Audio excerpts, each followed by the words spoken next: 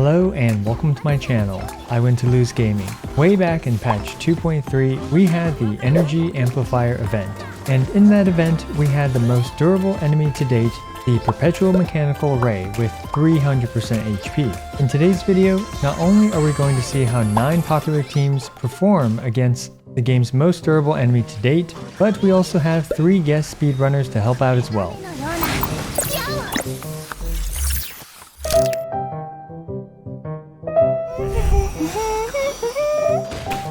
In today's This Type of Challenge video, we will be pummeling the event Perpetual Mechanical Array from the Energizer event back in patch 2.3. The guest speedrunners for today's video are Aliss, who is one of the best Melt Ganyu players in the world, Shintenzu, one of the most dedicated and best Constellation 6 Xiaos out there, and Midnight Max, one of the best international Childe players in Genshin Impact. Huge thanks to them for helping me out with this video. Anyway, this behemoth conglomerate of sentient Legos has a colossal aggregate of at least 4.3 million hit points. And in today's This Type of Challenge video, against the most dangerous Duplo blocks in the multiverse, we'll be seeing how these 9 teams perform against it. Anyway, this super beefy Perpetual Mechanical Array is twice as beefy as even the second beefiest enemy we've had thus far, which was, if memory serves me correctly, the 2 million hit point event Primo Giovisha from way back in the day. So if you're ready to indulge in the sublime sensation of stepping on Legos all over the floor over and over, let's start stepping on them by setting the ground rules for today's This Type of Challenge video. The only modifiers selected for this competition are the 2-minute, 30-second timer, and the 200% additional HP on our Lego friend. No fruits or energy amplifier buffs are allowed, and we are allowed to precast abilities prior to pressing the key. And since Aliss is participating, if you've seen his Ganyu's artifacts, you might know how remarkable they are. His Ganyu is triple crowned and at an astounding 89% damage potential for melt charge shots. For reference, most of my characters are at around 70% damage potential. As such, almost all the other characters in this competition have far worse artifacts than Aliss's Ganyu. Fortunately, we are able to somewhat normalize the damage potentials with food to varying degrees of accuracy. As such, the target damage potential across all the contestants is Aliss's 89%, and various food buffs will be used to target this damage potential. And of course, we always need everyone's favorite part of the video, the disclaimers. All these runs can be improved. These runs are done at our level of investment and our levels of skill. This means that barring a couple exceptions, all of these characters are Constellation 6 with refinement 5 weapons. We spent anywhere from 15 minutes to multiple hours doing these runs, but of course we needed to not grind infinitely just to save a few seconds. We cannot draw any sort of absolute truth from these runs, and this video is here to serve as just one point of reference for characters' performances in this specific scenario. Just because character A did better than character B does not mean the character A is better than character B. This is mostly for entertainment purposes only. Please take everything with a giant grain of salt. Let's finally start stepping on some Legos with our first contestant of today's This Type of Challenge video, with a new bad boy on the block, the one and only Arataki Itto. Due to the comparatively poor artifact quality to Aliss's, as well as the lack of any crowns on my Arataki Itto's talents, my Itto needs both the 20% crit rate food and 308 defense food to reach just 81% of his damage potential, which is still nearly 10% weaker than Aliss's Ganyu. Itto can set up some free superlative super strength stacks prior to starting this run by using his Ushi a couple of times. Unfortunately, I forgot about Itto's Constellation 4, of which I could have gotten an additional 20% buff to his defense during the pre-casting phase. Anyway, Itto during his burst with his buffs up is able to hit around 77,000 damage per Kesagiri slash. Over the course of his entire burst duration, Itto did over half the health of our Lego friend. This is somewhat close, but not really being able to one-cycle the first phase of the Perpetual Mechanical Array. As such, Itto needed a second rotation to kick our Lego friend into panic mode. Then it was a simple matter of building up a third burst for Itto to take out both the add-on as well as the remaining amount of hit points from the messy group of Legos on the ground. Itto completed this 4.3 million hit point challenge in around 46 seconds and 17 frames.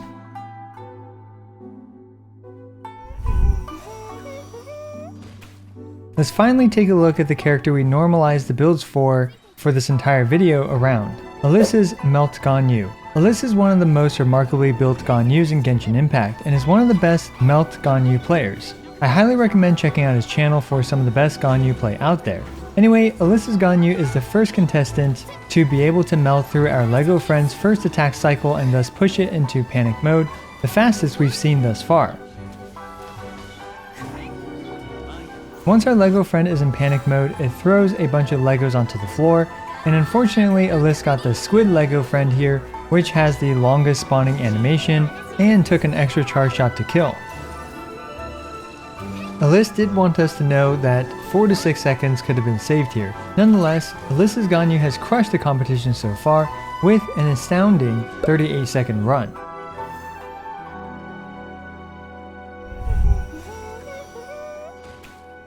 And next we have none other than one of the best Xiaos in the world, Shintenzu. Huge thanks to him for taking the time to do this challenge. Shintenzu used a 20% crit rate food to help normalize his artifacts in comparison to Aliss's Ganyu. Shintenzu's Xiao ended up with 88% damage potential after eating food. In typical Xiao fashion, he started spamming plunges wherein the plunge through damage fairly consistently hit the perpetual mechanical array. While Jean's and Bennett's buffs were both up, Shintenzu Xiao is able to output around 140,000 damage per plunge. Despite that, the perpetual mechanical array and its massive 4.3 million total hit points during this fight still needed a second burst cycle for Xiao to knock it into panic mode.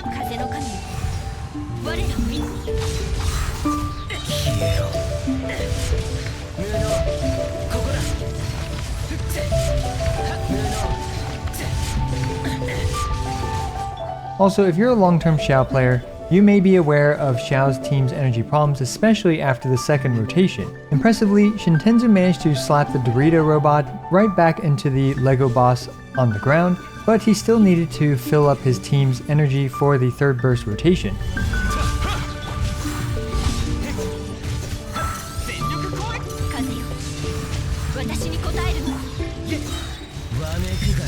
By funneling in multiple supports worth of energy to Xiao, he was able to get it up again and pogo hop his way to victory, clearing this in a very respectable 82 seconds, well under the 2 minute and 30 second timer.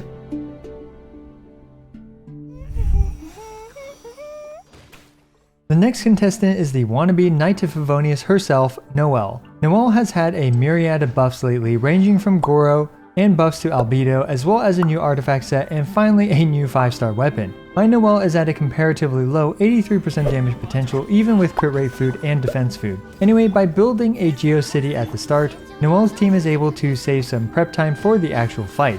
And like typical Noelle fashion, she had to open up with a pseudo Dragon Strike plunge for style points. Anyway, as we can see, every swing from Noelle that crits is doing around 43 to 60,000 damage. All the additional passive damage from Zhongli's Resonances and Albedo's Blossom are also putting in some serious work for this team. If you like the colors yellow and orange, you should be enjoying this run, as all the flashing geoparticles are quite satisfying to watch.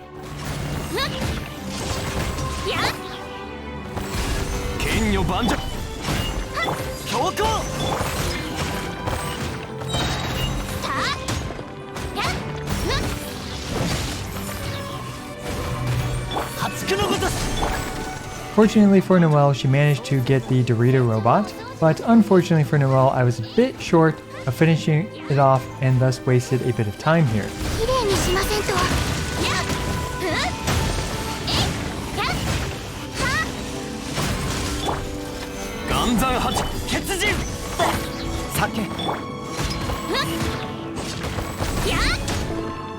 Anyway, despite all my shortcomings as Noelle's player here, she managed to sweep away the fallen Legos in 76 seconds.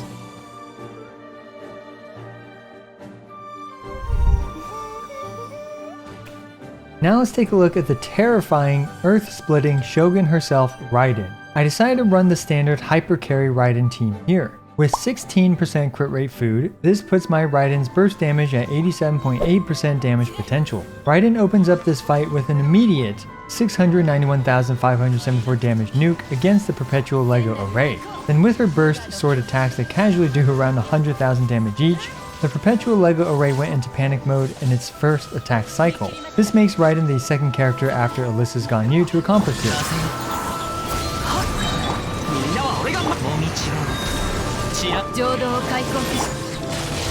Then by buffering her teammates' bursts and getting lucky with the Dorito robot, Raiden clobbered this in a blistering 30.82 seconds.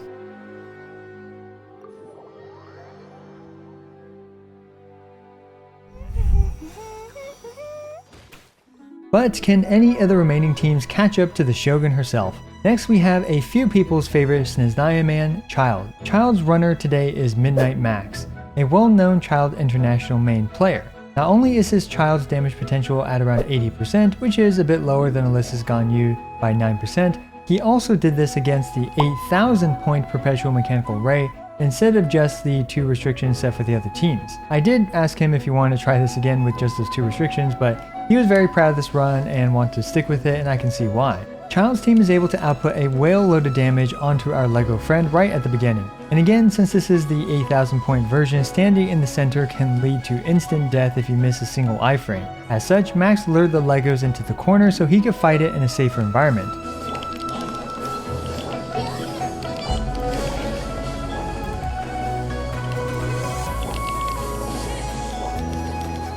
After chipping away at it and building energy for his team, the robot entered panic mode while Max was able to conserve his entire team's burst for the add-on and the fallen core.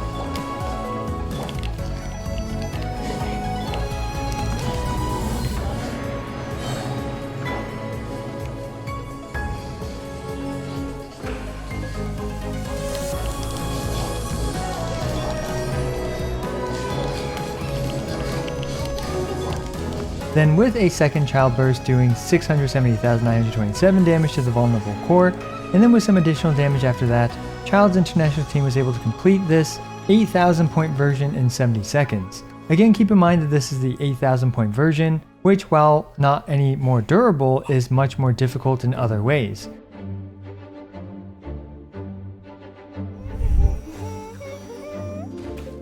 Now let's go back in time to the original greatest DPS character back when the game was released, Vape Diluc. Shintenzu has some insane artifacts for his Diluc, and his Diluc is at 87.8% damage potential. However, his Diluc is at Constitution 5 instead of 6, so a bit of damage is lost there. Nonetheless, let's take a look at how his Vape Diluc is doing. Well, his Diluc is able to output some impressive 100,000 damage vapes or so, all the while Shintenzu masterfully dodges everything our LEGO friend throws at him. However, once the first rotation ends, Xingqiu requires a lot of screen time as usual to spam his E's in order to have his burst up.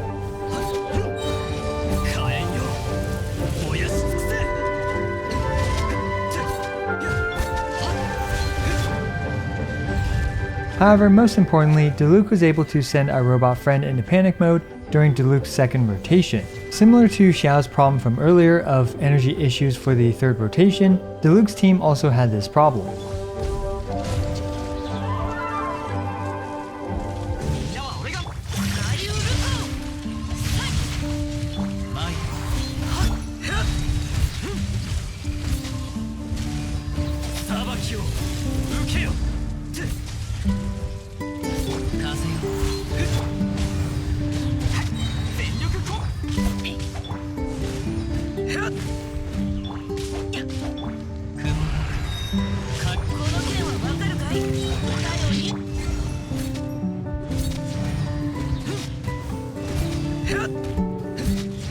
Anyway, despite our LEGO friend slickly iframing Diluc's burst, Diluc managed to complete this in 101.73 seconds.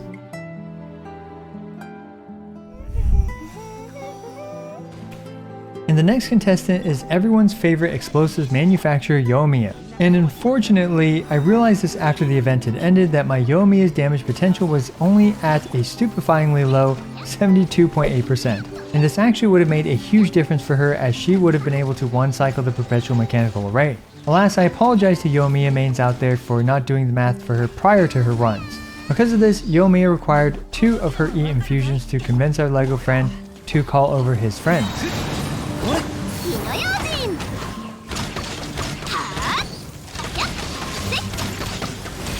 On top of the earlier problem of lower damage potentials, Yoimiya's run also had the bad AI for the snake robot, wherein it burrows and wastes a few more seconds of time. As you can see, this is why one should have more nuanced conclusions with a showcase like this. both due to unequal gear in this case for my Yoimiya, as well as bad RNG. Anyway, Yoimiya's run ended up still taking just 51 seconds even with all these issues.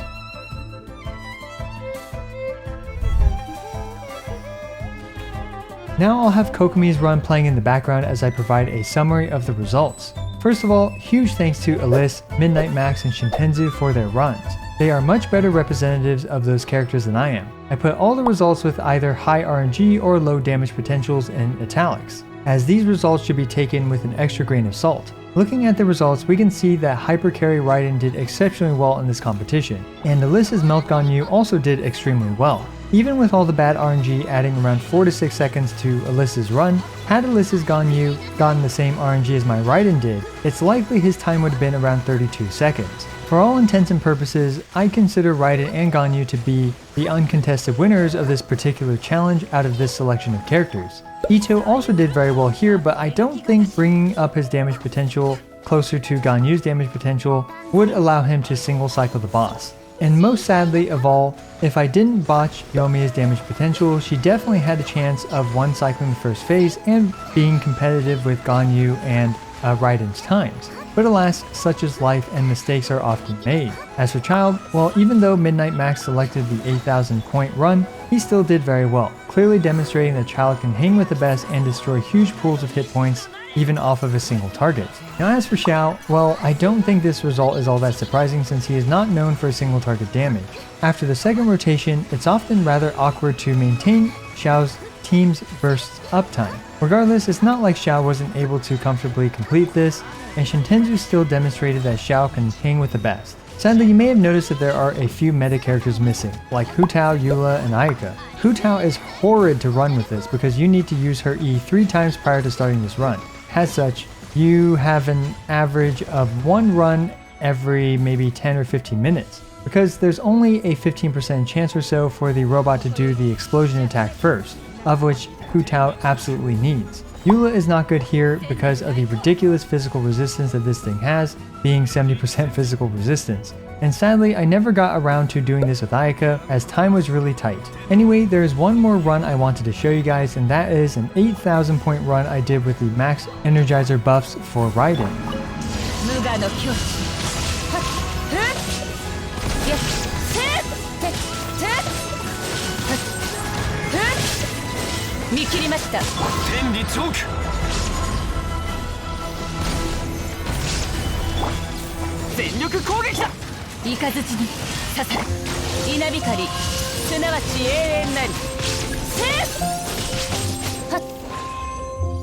Yeah, with all the energizer buffs, she's able to clobber this entire thing in just 25 seconds. This run is, I believe, tied for the fastest clear time for this event, alongside Yoimiya and other Raidens. This just goes to show how crazy the energizer buffs are. Let me know what you guys think about these runs, and again, huge thanks to Aliss, Midnight Max, and Shintenzu for their awesome runs. Be sure to check out their channels linked down below for some of the best Ganyu, Childe, and Xiao runs on YouTube. Also, I regularly make Genshin Impact videos, ranging from Caesar showcases, DPS showdowns, guide videos, and more. So be sure to smash the subscribe button as it's the best and easiest way for you to support my work. Also, don't forget to like the video and leave a comment for the YouTube algorithm. As always, I appreciate every single one of you. This is I Win to Lose, signing out.